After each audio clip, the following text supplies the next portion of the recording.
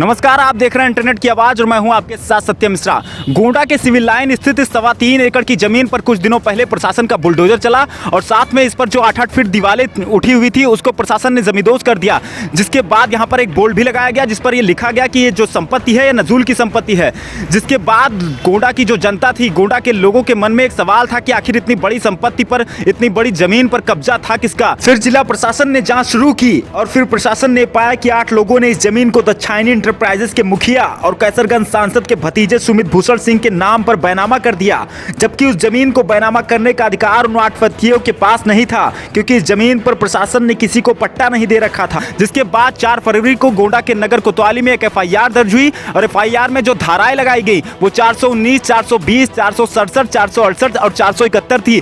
जिस पर नजूल निरीक्षक द्वारा बताया गया कि इस जमीन को कभी किसी व्यक्ति को पट्टा नहीं दिया गया था, इस जमीन पर कभी किसी व्यक्ति का पट्टा नहीं था। जिसके बाद बुधवार को सुमित भूषण सिंह ने हाईकोर्ट में एक याचिका दायर की। हाईकोर्ट में दायर याचिका पर उनके वकील ने यह दलील दी कि इस जमीन को सुमित भूषण सिंह ने इसके वैध पट्टेदारों से खरीदा था। जिसके बाद जस्टिस रंजन रॉय और जस्टिस NK जोहरी ने यह फैसला किया कि इनकी गिरफ्तारी अगली सुनवाई तक नहीं की जा सकेगी। लेकिन कल यानी कि शुक्रवार को एक बार फिर से कोर्ट में सुनवाई हुई और कोर्ट में सुनवाई के दौरान नजूल निरीक्षक के जो अधिवक्ता थे सतीश चंद्र कशिश, उन्होंने दलील दी, उन्होंने रजिस्टर 45 पेश किया। जिसके बाद हाईकोर्ट ने यह पाया कि इस जमीन पर कूट रचना करके इस जमीन को अपने नाम पर बैनामा कराया गया। कूट रचित दस्तावेजों के सहारे इस जमीन पर अपने नाम पर इस जमीन को खतौनी में दर्ज कराया गया। आप हमारे पीछे देख पा रहे होंगे ये 8-8 फीट दीवारें उठी हुई थी जिस पर कार्रवाई करते हुए 13 जनवरी को गोंडा प्रशासन ने 6 घंटे तक बुलडोजर चलाया और इस पूरी जमीन को जो इस पर जो कब्जा था उससे खाली करा दिया गया। मैं कैमरामैन से कहूंगा कि इन गिरी हुई दीवारों को दिखाएं किस तरीके से इन दीवारों को अपनी ऊंचाइयों का गुमान था। कब्जा करने वाले ने 3.25 एकड़ की इस जमीन पर चारों तरफ दीवार खड़ा कर दिया था।